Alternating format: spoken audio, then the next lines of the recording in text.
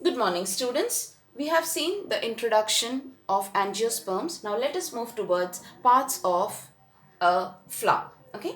Now, as we all know, flower is considered as a modified shoot. And as far as the parts of the flowers are concerned, the parts are divided into two. Okay, or the entire flower is divided into two whorls. Okay, one is essential whorl, which actually take part in the process of reproduction, and another is non-essential whorl or non-essential part or accessory part, which do not take part in the process of reproduction, but they are very important to carry forward the process. Okay, let us move towards the part. Okay, it has a long stalk-like structure.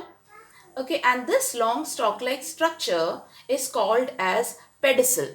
Okay, it is followed by a bulging structure called as thalamus.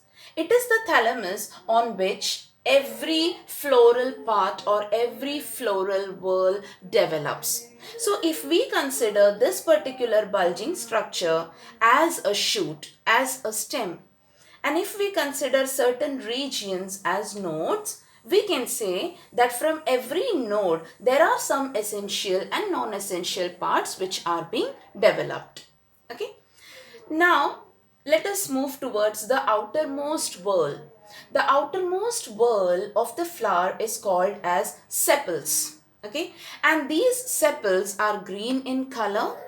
Okay. And they act as protective to the bud. That means they help in protecting the bud. As they contain chlorophyll pigment, they are green in color. The outermost whorl is nothing but they are called petals. Okay, they are colorful as they attract birds and insects for pollination. Okay, now all the sepals together are called as calyx, whereas all the petals together are called as corolla. Now, when we talk about the essential whorls, there are two types of essential whorls.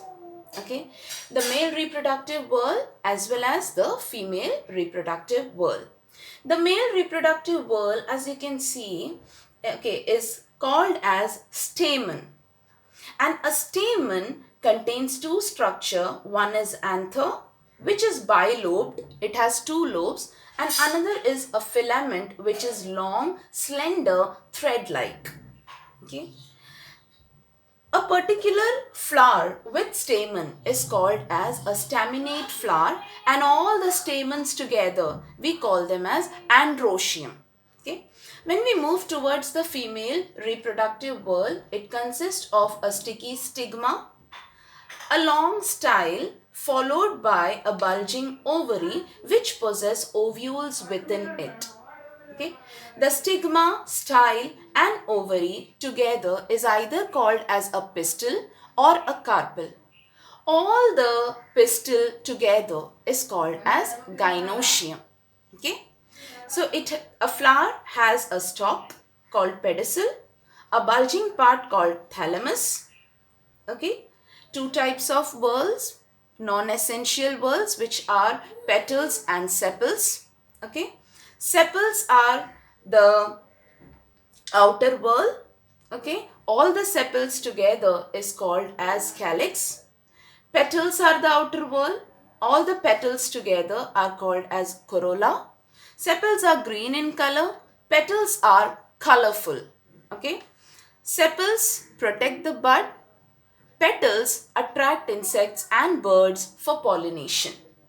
When we talk about the essential whorls, there are two types of essential whorls, male reproductive whorl and